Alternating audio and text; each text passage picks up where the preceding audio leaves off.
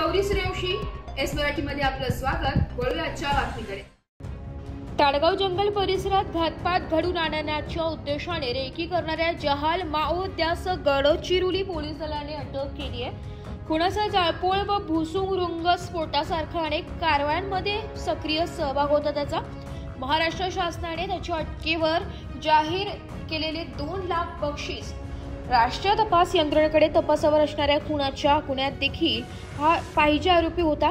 गडचिरोली जिल्हा हा माओवादग्रस्त जिल्हा म्हणून ओळखला जातो। येथे माओवादी सरकारी मालमत्तेचे नुकसान करणे, सुरक्षा दलाच्या जवानांवर हल्ला करणे व इतर प्रकारच्या सरकारी कामात अडथळे आणून जाळपोळ करणे इत्यादी देशविघातक कृत्य करत असतात। सुरक्षा दलांविरुद्ध अनेक हिंसक कारवायांमध्ये सक्रिय सहभाग असलेल्या एका जहाल माओवाद्यास काल दिनांक 13 सप्टेंबर 2025 रोजी गडचिरोली पोलीस दलाने ताब्यात घेऊन त्यास अटक केली आहे।